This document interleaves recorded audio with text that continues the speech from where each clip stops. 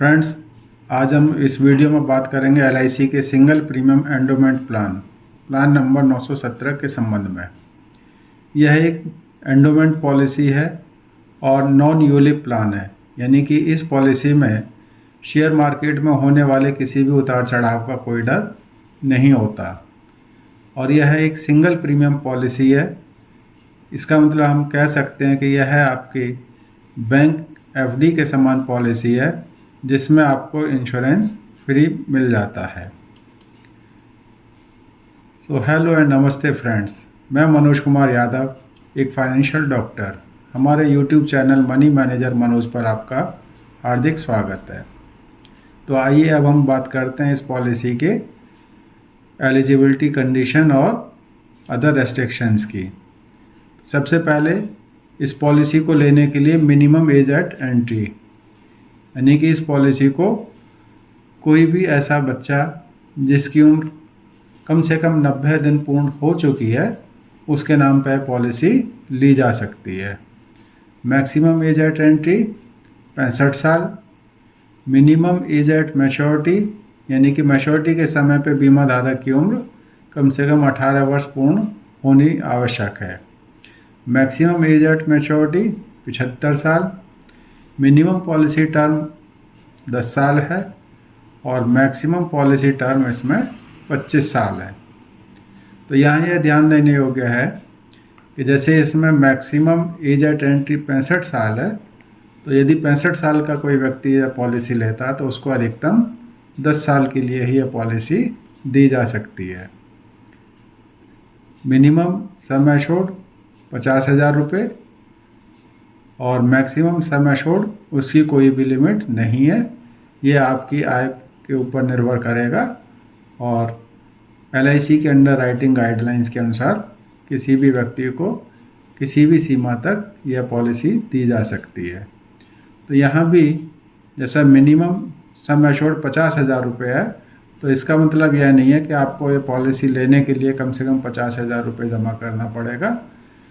Premium इसमें आपकी उम्र के अनुसार 50,000 रुपये से कम ही आएगा और यह पॉलिसी 50,000 से ऊपर सम एश्योर्ड पर 5,000 रुपये के मल्टीपल में किसी भी सीमा तक दी जा सकती है। प्रीमियम पेमेंट मोड, तो इसमें जो है यह केवल एक सिंगल प्रीमियम पॉलिसी है, तो पॉलिसी लेते समय ही केवल एक बार इस पॉलिसी में प्रीमियम जमा किया जाएगा। अब बात करते हैं date of commencement of risk, यानी कि इस पॉलिसी में बीमा धारक का रिस्क कब शुरू होगा। तो सबसे पहले देखते हैं कि यदि यह पॉलिसी 8 साल से कम उम्र के बच्चे के नाम पर ली जाती है तो पॉलिसी लेने के 2 साल बाद या बच्चे की उम्र जब 8 साल पूर्ण हो जाएगी तो इन दोनों में से जो भी पहले होगा तभी से उस बच्चे का रिस्क कवर शुरू हो जाएगा। लेकिन यदि 8 साल या उससे अधिक उम्र के बच्चे के नाम पर या व्यक्ति के नाम पर यह पॉलिसी ली जाती है तो पॉलिसी लेते ही इस पॉलिसी में रिस्क कवर उसका शुरू हो जाएगा। अब बात करते हैं बेनिफिट्स की। तो सबसे पहले डेथ बेनिफिट। तो डेथ बेनिफिट देखते हैं, इस पॉलिसी में risk of commencement of risk शुरू होने से पहले ही यदि बीमा धारक की डेथ हो जाती है तो बीमा धारक द्वारा जमा किया गया सिंगल प्रीमियम की बिना किसी ब्याज के वापसी हो जाएगी। लेकिन यहाँ सिंगल प्रीमियम को कैलकुलेट करने के लिए देखेंगे कि उस बीमा धारक द्वारा दिए गए संपूर्ण प्रीमियम में से राइडर प्रीमियम या एक्स्ट्रा प्रीमियम या टैक्स की जो भी रकम होगी उसको घटा दिया जाएगा।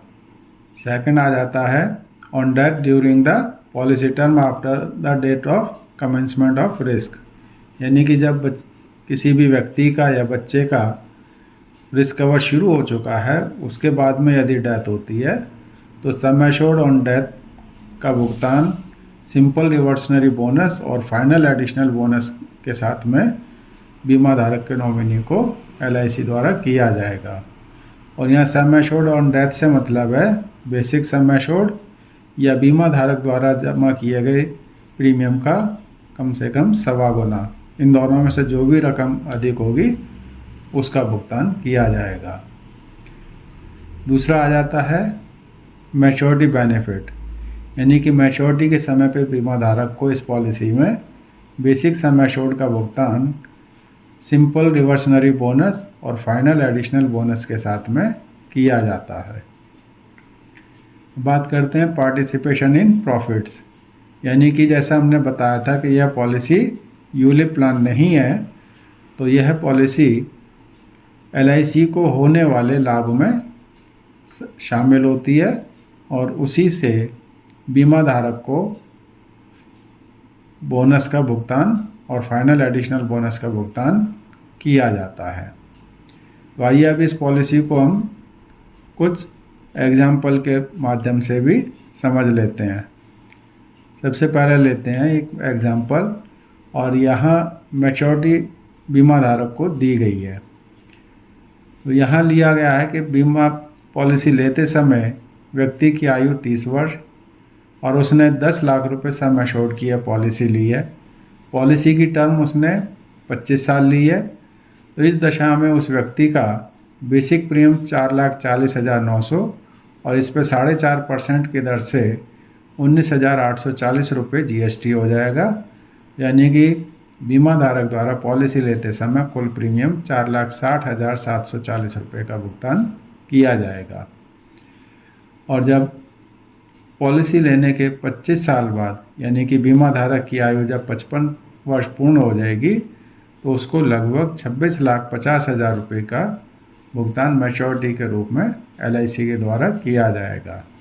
यहाँ यह ध्यान देने योग्य है कि यह मैच्योरिटी थोड़ा बहुत कम या ज़्यादा भी हो सकती है, क्योंकि इसकी कैलकुलेशन ये आज के बोनस के आधार पर की गई है।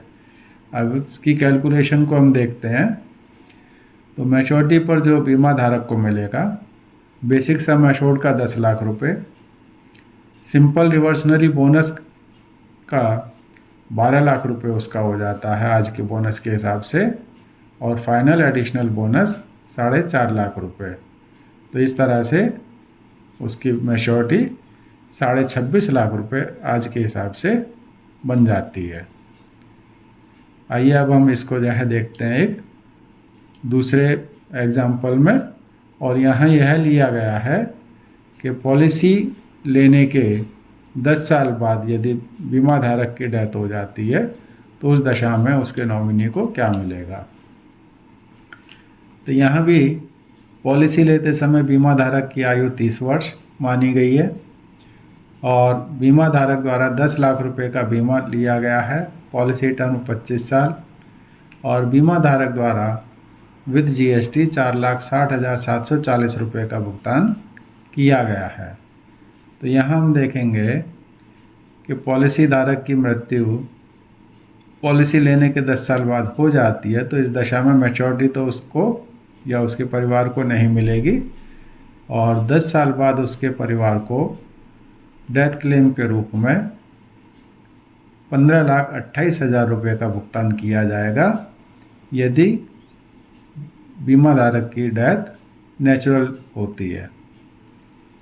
और यदि बीमा धारक ने एक्सीडेंटल डेथ बेनिफिट राइडर लिया हुआ है और डेथ एक्सीडेंट में हो जाती है, तो उस दशा में LIC द्वारा बीमा धारक के नॉमिनी को 25,28,000 रुपये का भुगतान किया जाएगा। तो आइए अब हम इसको एक और एग्जाम्पल के रूप में देखते हैं। फ्रेंड्स, यहाँ इस एग्जाम्पल में हमने लिया है कि एक व्यक्ति है और जिसकी उम्र 30 साल है, 10 लाख रुपए सम एश्योर्ड की उसने LIC की पॉलिसी ली है, 25 साल की पॉलिसी ली। तो इस दशा में उसके द्वारा LIC को कुल 4,60,740 रुपये का भुगतान विद GST किया जाता है। इसी के साथ में उस व्यक्ति ने एक बैंक FD की सेम अमाउंट की, यानी कि 4,60,740 रुपये की 25 साल के लिए। तो आज के समय में बैंक 10 साल से ऊपर की FD सामान्यतः नहीं लेते हैं, और 10 साल की अवधि के लिए भी आज की तारीख में जो बैंक का इंटरेस्ट रेट है वो 6.5% सालाना, और यहाँ यह लिया गया है कि 6.5% सालाना ब्याज दर है और क्वार्टरली कंपाउंडिंग है। अब यदि इस व्यक्ति की हम देखते हैं कि 5 साल, 10 साल, 15 साल या 20 साल बाद डेथ हो जाती है, यानी कि इसमें से किसी भी ईयर में, तब उसके परिवार को LIC के द्वारा क्या भुगतान किया जाएगा और बैंक FD से उसके परिवार को क्या मिलेगा। तो यहाँ हम देखते हैं कि सबसे पहले कि इन्वेस्टमेंट या पॉलिसी लेने के 5 साल बाद यदि उस व्यक्ति की डेथ हो जाती है तो LIC द्वारा उस व्यक्ति के परिवार को 12,40,000 रुपये का भुगतान किया जाएगा, जबकि बैंक के द्वारा उस व्यक्ति के परिवार को केवल 6,36,015 रुपये का ही भुगतान किया जाएगा। वहीं यदि इस व्यक्ति की डेथ 10 साल के बाद में होती है तो LIC के द्वारा इस पॉलिसी के माध्यम से 14,80,000 रुपये का भुगतान किया जाएगा, जबकि बैंक के द्वारा केवल 8,77,967 रुपये का ही भुगतान व्यक्ति के परिवार को मिलेगा। यदि बीमा धारक की मृत्यु 15 साल बाद होती है तो उस दशा में LIC के द्वारा उस व्यक्ति के परिवार को 17,40,000 रुपये का भुगतान किया जाएगा, जबकि बैंक के द्वारा केवल 12,11,963 रुपये ही उस व्यक्ति के परिवार को मिलेगा। इसी प्रकार से यदि उस व्यक्ति की डेथ 20 साल के बाद में होती है तब LIC के द्वारा 20,30,000 रुपये का भुगतान उस व्यक्ति के परिवार को किया जाएगा, और जबकि बैंक के द्वारा केवल 16,73,018 रुपये का ही भुगतान उस व्यक्ति के परिवार को मिलेगा। और यदि व्यक्ति की डेथ नहीं भी होती है, 25 साल बाद उसको मैच्योरिटी मिलती है, तो LIC की जो मैच्योरिटी बनती है वो आज के हिसाब से 26,50,000 रुपये की बनती है, जबकि बैंक के द्वारा उसके जो है मैच्योरिटी केवल 23,09,467 रुपये की ही मिलती है।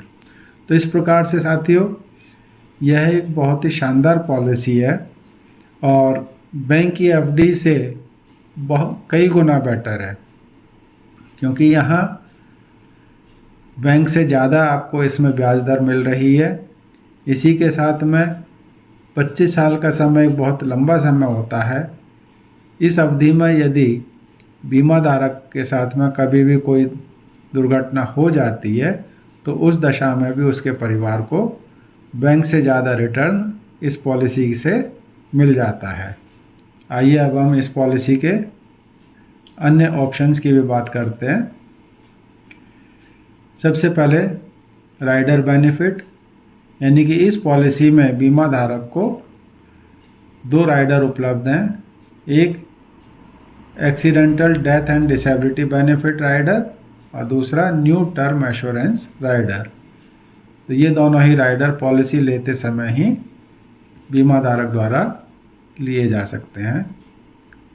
इसी प्रकार से settlement option for maturity benefit, यानी कि बीमा धारक के पास में इस पॉलिसी में यह सुविधा उपलब्ध है कि वह अपनी इस पॉलिसी की मैच्योरिटी को या तो एक मुश्त ले ले या इसका भुगतान वह मैच्योरिटी पर 5 साल, 10 साल या 15 साल की किश्तों में भी ले सकता है।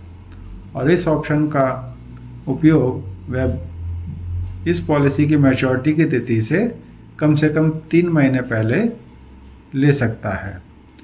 और यहाँ वह चाहे तो इस पॉलिसी की मैच्योरिटी की पूरी रकम को इंस्टॉलमेंट में ले सकता है या उसमें से आंशिक भुगतान वह एक मुश्त ले ले और बाकी की वो किश्त बंधवा सकता है। इसी प्रकार से option to take death benefit in installment, यानी कि इस पॉलिसी में बीमा धारक के पास में यह भी सुविधा उपलब्ध है कि यदि वह चाहे तो अपनी डेथ की कंडीशन में यह सुविधा अपने परिवार के लिए भी कर सकता है कि उसके परिवार को या तो एक मुश्त डेथ क्लेम का भुगतान हो जाए, या डेथ क्लेम का भुगतान भी 5 साल, 10 साल या 15 साल की किस्तों में किया जा सकता है। पॉलिसी लोन, यानी कि इस पॉलिसी में लोन के रूप में एक बहुत अच्छी लिक्विडिटी भी है, और पॉलिसी लेने के तुरंत बाद से पूरी पॉलिसी अवधि में बीमा धारक द्वारा इस पॉलिसी पर कभी भी लोन लिया जा सकता है। और यह लोन इस पॉलिसी में सरेंडर वैल्यू का 90% हो सकता है। सरेंडर, तो इसी प्रकार से बीमा धारक इस पॉलिसी को कभी भी सरेंडर कर सकता है, और सरेंडर के समय बीमा धारक को गारंटीड सरेंडर वैल्यू या स्पेशल सरेंडर वैल्यू, इन दोनों में से जो भी ज़्यादा बनेगी उसका भुगतान LIC के द्वारा उसको कर दिया जाएगा। और गारंटीड सरेंडर वैल्यू की अगर हम बात करें तो पॉलिसी लेने के प्रथम वर्ष में गारंटीड सरेंडर वैल्यू बीमा धारक द्वारा भुगतान किए गए सिंगल प्रीमियम का कम से कम 75%, और पहले साल के बाद में सिंगल प्रीमियम के 90% गारंटीड सरेंडर वैल्यू होगी। और यह सिंगल प्रीमियम से मतलब है कि बीमा धारक द्वारा भुगतान किए गए कुल प्रीमियम में से टैक्स, एक्स्ट्रा प्रीमियम या राइडर प्रीमियम को घटा दिया जाएगा। लेकिन फ्रेंड्स, मैं आपको सजेस्ट करूंगा कि जो है आपको कभी भी अपनी कोई पॉलिसी सरेंडर नहीं करनी चाहिए। यदि कोई भी ऐसी परिस्थितियां आ जाती हैं तो आप सरेंडर करने के बजाय उस पॉलिसी पर लोन लेकर के अपना काम निकाल सकते हैं, क्योंकि सरेंडर करने से सबसे पहले तो आपको एक फाइनेंशियल लॉस होता है, और दूसरा आपने पॉलिसी लेते समय अपने परिवार की आर्थिक सुरक्षा को जो ध्यान में रखा था वह उद्देश्य आपका ख़त्म हो जाता है। तो इसलिए पॉलिसी को भी कभी भी सरेंडर करने के विषय में विचार ना करें। फ्रेंड्स, यह है एक बहुत ही शानदार पॉलिसी है, और आपके बैंक FD से बहुत अच्छी पॉलिसी है। इसमें आपको बैंक FD से ज़्यादा रिटर्न मिल जाता है, और आपके परिवार को आर्थिक सुरक्षा की गारंटी भी मिल जाती है। तो आप यह पॉलिसी लेने के लिए इस वीडियो को भेजने वाले किसी भी एजेंट या अपने LIC एजेंट को फ़ोन करके बुला सकते हैं, और यह पॉलिसी उनके माध्यम से ले सकते हैं। तो फ्रेंड्स, आपको हमारा यह वीडियो कैसा लगा हमें ज़रूर लिखें, और यदि आपको हमारा यह वीडियो पसंद आया हो तो इसको लाइक, सब्सक्राइब और शेयर करना बिल्कुल ना भूलें, और साथ में बेल आइकॉन भी ज़रूर दबाएं, जिससे कि हमारे आने वाले हर वीडियो की जानकारी आपको समय से मिलती रहे। धन्यवाद।